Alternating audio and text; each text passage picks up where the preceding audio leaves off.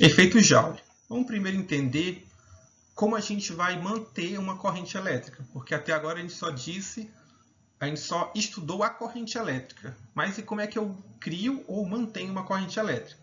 Primeiro a gente tem que lembrar que para locomover uma carga eu vou precisar realizar trabalho. Se eu assumo que eu estou tendo uma diferença de potencial constante,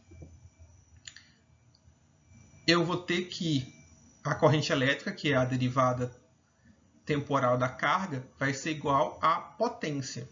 A potência nada mais é do que trabalho em função do tempo, ou energia por segundo, que normalmente é usada a unidade de watts. Então, o watt nada mais é do que trabalho por segundo, ou energia por segundo. Então, a potência para manter a corrente vai ser igual a corrente vezes a diferença de potencial. Quando a gente vai para um nível pontual, por assim dizer, no caso, a derivada do potencial em relação ao volume vai ser igual à densidade corrente escalar o campo elétrico externo. Na maioria das aplicações, admite-se que o campo elétrico externo seja uniforme ao longo de todo o condutor. Então aqui a gente tem... Ok. Ainda não falei do efeito Joule, só descrevi que para se manter uma corrente é necessário a aplicação contínua de energia. Então, vamos admitir um material ômico, porque no material ômico as coisas são mais simples.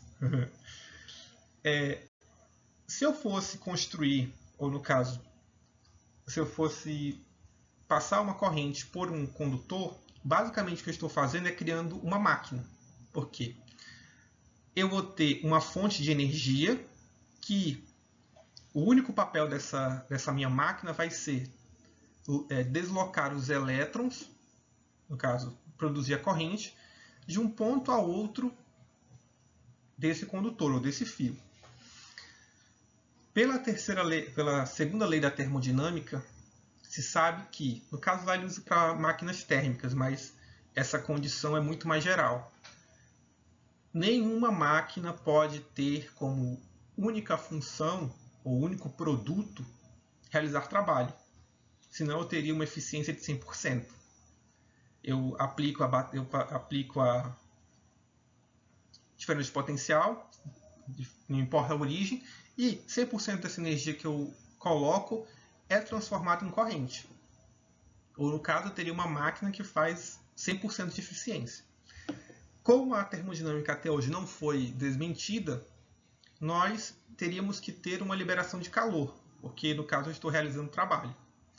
Então, o que acontece? O efeito Joule.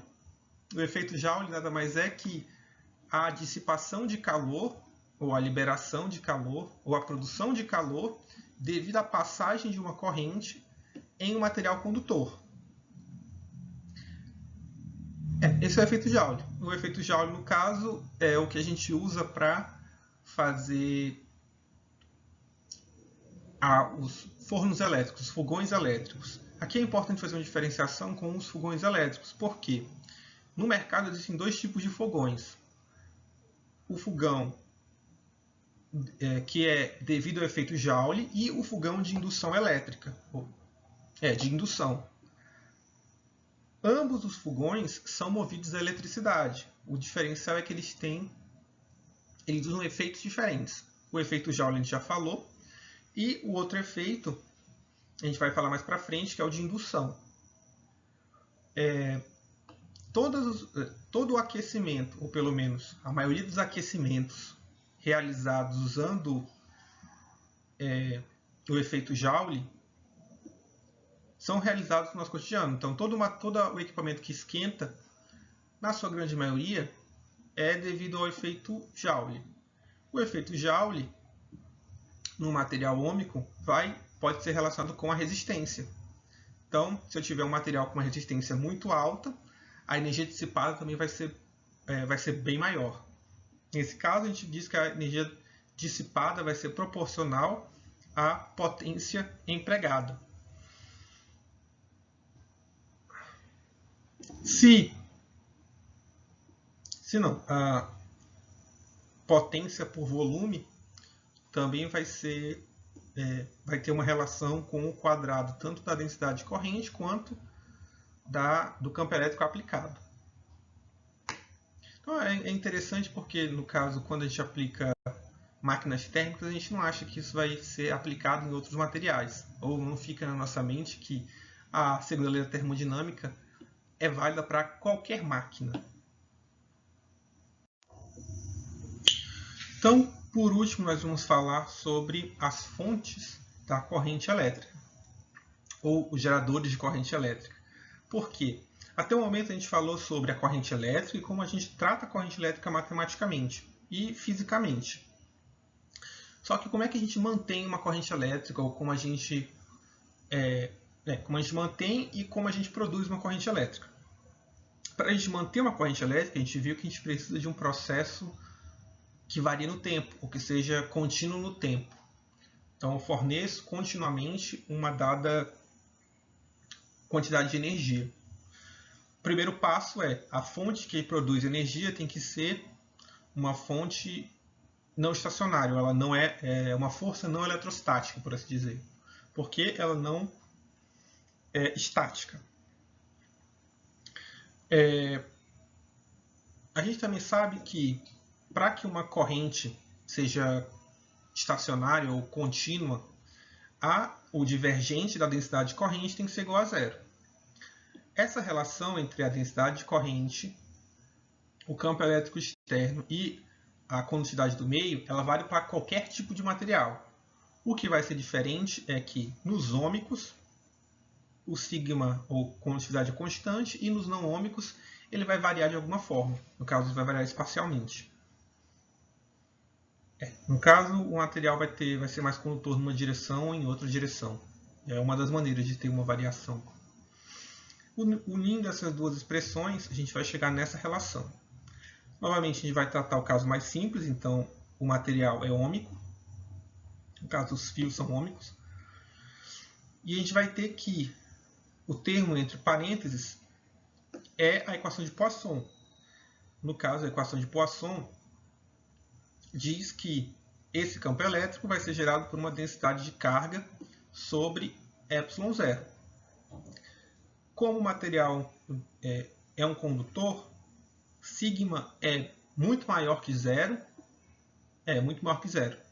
Então, para que essa relação seja igual a zero, a densidade de carga tem que ser igual a zero. Importante que a densidade de carga que gera o campo externo. Nesse caso, a gente tem duas opções. Ela é zero mesmo, então o campo externo não é gerado por cargas elétricas, ou a carga elétrica é a contribuição de uma densidade positiva e uma densidade negativa. Apesar desses dois resultados serem só hipóteses matemáticas, no princípio, elas são observadas experimentalmente. Então, o primeiro caso é a indução. Então, o processo de indução elétrica, indução magnética, gera campos elétricos que, em princípio, não são gerados por cargas elétricas. Então, a gente tem a primeira condição. E a segunda condição é as baterias. As baterias funcionam com a dissolução de um sal, que esse sal, quando dissolvido, gera cargas positivas e cargas negativas.